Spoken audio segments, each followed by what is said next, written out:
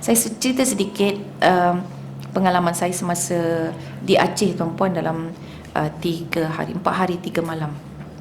4 hari 3 malam tu saya sampai balik boleh terbayang-bayang lagi apa yang dia cerita. Sebab di situ kalau benar-benar ya kita jumpa dengan tour guide, dan kita sebelum pergi tu buat persediaan, kita akan bertemu dengan keimanan. Sangat penting perjalanan kita ini adalah perjalanan ataupun musafir kita, musafir yang meningkatkan keimanan kita. Jadi kalau di sana bila dia cerita mayat-mayat berkelimpangan kan, tidak ada tangan, ada yang kaki tercabut, dan ada bila doktor datang, relawan doktor, ada yang daripada Malaysia, doktor daripada Malaysia, antara yang pertama datang untuk membantu selain US adalah Malaysia, dia kata. Jadi pasukan doktor ini terpaksa potong sebab sudah membusuk kulitnya dan sebagainya lah. Jadi bila cerita macam tu, yang saya nampak dalam kepala saya adalah Gaza. Kan anak-anak dia kata ada yang terburai lah perut semua kan. Dan ada yang mangsa-mangsa tsunami tu yang sedang menceritakan depan saya. Jadi bila saya datang tu, saya datang bersepuluh bersama dengan ahli keluarga saya. Jadi sampai di masjid itu ada seorang penjaga masjid, dan penjaga masjid inilah yang menjaga galeri tsunami di masjid itu. Jadi bila dia nampak saya 10 orang tu pula pakai baju yang sama, cari baju jersey tu sama semua lah kan. Jadi terus dia kata, ini keluarga ni. Ya betul, ni keluarga ni bang. Terus dia menangis sebab dia kata apa, saya sudah tidak ada keluarga, tidak ada tersisa kecuali saya, dia kata, dan saya perlu memulakan keluarga baru. So bila cerita macam tu, kita orang punya pemandu pun nangis. Rupanya pemandu kita pun sama, dia yang satu-satunya keluarga yang tinggal. So jadi bila dia tengok kita orang ni, bulu roma dia asyik tegak aja, padahal 20 tahun sudah berlalu. Jadi dia kata dia teringat ni mak dia, ayah dia yang mayatnya tak dijumpai, dan dia bekerja sebagai sukarelawan, dia kata, tapi tak dapat jumpa jenazah-jenazah atau mayat. Dia kata kalau jenazah tu dimakan anjing semua biasa, dia kata, dimakan ikan hiu, dia kata biasa, tetapi tidak berbau busuk. So jadi saya kata, ya Allah, ini takdir Allah. Dia Gaza sampai macam tu, berkecai tubuh badan, bercerai anggota-anggota badan. Tsunami ni bukan tentera Israel, tapi dia adalah tentera Allah. Tapi dalam keadaan yang sebegitu juga, maksudnya hidup ini adalah sebuah perjuangan. Kerana kematian kita macam mana Allah akan takdirkan. Jadi the first lesson saya bagi tahu kepada anak-anak saya, ingatlah hidup kita memang untuk mati. Kita akan berhadapan dengan kematian. Cumanya kita ni berusaha ke arah mana? Adakah kita nak husnul khatimah atau kita nak su'ul khatimah? Dua lorong tu je, tidak ada lorong selain daripada dua itu. So kita yang memilih nak husnul khatimah kah ataupun su'ul khatimah. So jadi perbincangan, perbualan kita itu penuh dengan derayan air mata, tuan-puan. Sampailah yang penjaga masjid tu, dia cakap, ibu dia panggil saya Umi sebab anak-anak semua panggil saya Umi kan, dia pun ikutlah panggil Umi. Dia kata, Umi, dia kata, saya teringat, dia cakap, bila Umi kata begitu, saya rasa memang saya ini anak yang berdosa, dia cakap. Dulu dia kata sebelum datang tsunami, dia ini minum arak. Sebab waktu tu Aceh kan tidak terbuka, dia dalam peperangan. Kita pun tak boleh nak masuk Aceh, dia orang pun tak boleh nak keluar. Jadi dalam peperangan, dengan kan dia ada gabungan Aceh Merdeka, dia lawan dengan tentera-tentera Indonesia. Setiap hari memang akan berlaku kematian dan pembunuhan. Jadi anak-anak muda tu, diorang macam dah tersesak dah dada dia dengan peperangan selama 30 tahun. Jadi kehidupan dia tu perang, makan pun tak cukup, macam itulah kan. Jadi tidak ada kebebasan, sikit-sikit kena colik, kena itu, kena ini. Maksudnya kalau ada ni colik, lepas tu kena berkurung lah. Sangat-sangat tidak selamat, sangat-sangat berprasangka hidupnya tu, tidak selamat lah, tidak aman, tidak damai. Jadi dia ni ikut-ikut dengan tentera-tentera, beberapa tentera-tentera, tapi bukan yang GAM, dia tentera-tentera yang mungkin yang daripada luar jugalah masuk, dan dia minum lah sikit-sikit, adalah buat lah maksiat sikit-sikit gitu. Jadi mak dia ni selalu, dia ni pula dengan mak dia sangat-sangat santun dengan mak dia. Mak dia kata jangan buat maksiat, jangan maksiat. Dia kata, iya ibu. Dia kata, iya ibu. Dia kata, saya berdepan ya, tapi belakang suka hati saya lah. Macam tu.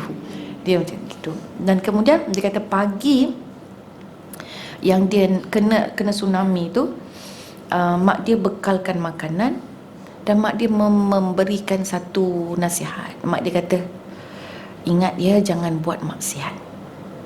Jangan buat maksiat. Mak kan insting mak tu. Jadi kemudian dia pun pergi ke kerja.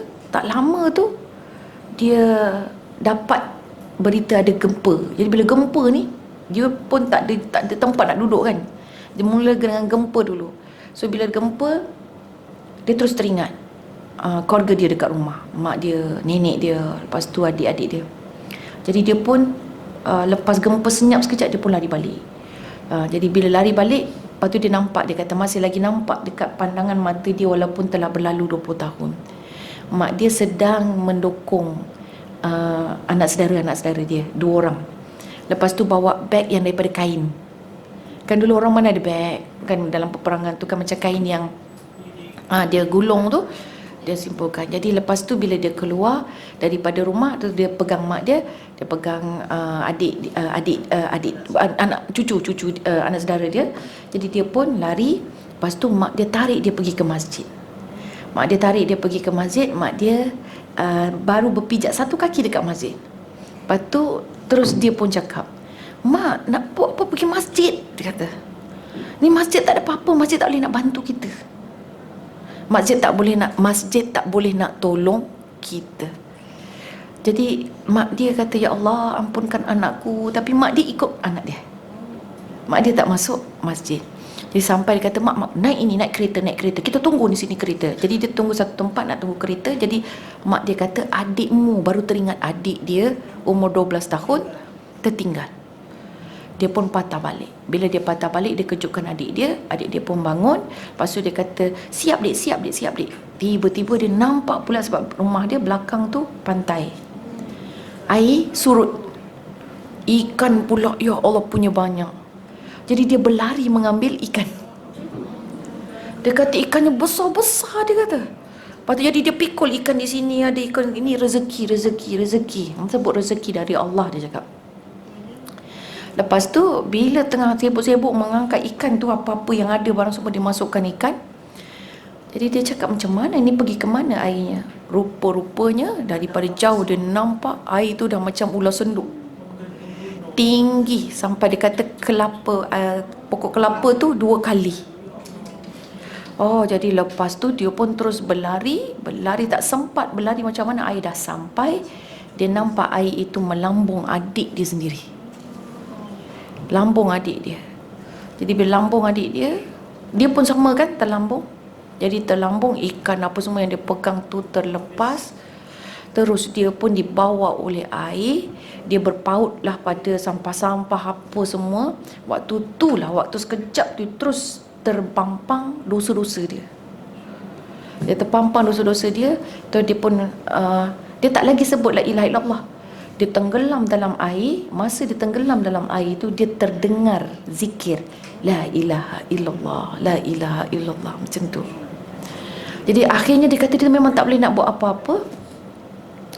Dia cuba juga usaha untuk selamatkan diri, tapi kemudian ada sampah banyak kan, sampah dalam banyak-banyak sampah tu, dia terasa ada satu benda masuk kat dalam perut dia. Rupanya dia tertusuk besi. Jadi dia terus teringat dia makan benda-benda yang haram. Dan sampai akhirnya dia tidak dapat jumpa dengan mak dia. Jadi ceritanya memang sangat sedih lah. Kita orang menitis ni air mata ni. Sampai akhirnya dia kata tak jumpa mak dia. Dan waktu dia sedang sakit tu, masa yang dia sedar dekat hospital, sebab orang-orang yang sukarelawan tu dah ambil, dia ingat dah mayat dah. Tapi bila dia pegang tangan tu, masih berdenyut Jadi dia pun diselamatkan dekat hospital. Bila dia terjaga, dia terus sibuk nak cari mak dia. Orang semua tak bagi. Dia lari, dia cari. Lepas tu tempat yang dia cari itu adalah di masjid. Dan dia terdiam sebab dia tengok tangga dan bangunan masjid masih tersergam. Sedangkan dia cakap dengan mak dia, masjid tak boleh selamatkan. Itulah dia kata satu terkilan yang amat besar sampai sekarang. Umur dia 53 tahun, dia baru kahwin. Maksudnya umur, sekarang saya tak ingat umur berapa tahun lah. Maksudnya baru nak memulakan. Dia kata dia baru nak rebuild dia punya family. Jadi lepas tu dia berazam. Masa dia nampak masjid itu, dia kata kalau dia sihat, kalau dia hidup, umur dia panjang, dia nak mengabdikan diri ke masjid. Sebab dia lepas daripada tsunami tu cuma 15 minit je. Selepas daripada tsunami tu, satu mati. Lepas selang 2-3 hari ada orang mati sebab dia sakit. Ada yang minum air daripada lahar yang air sulfur tu. Okey, dan kemudian dia nak mengabdikan diri. So dia mengabdikan diri tu, waktu dia bersihkan tandas ke, waktu dia bersihkan tu kan dia nampak rambut-rambut gugur perempuan. Dia kata, dia kumpulkan. Dia kata inilah pengorbanan makku dulu, dia kata. Pengorbanan mak yang melahirkan dia, gugur rambut dia tak sempat nak membalas jasanya.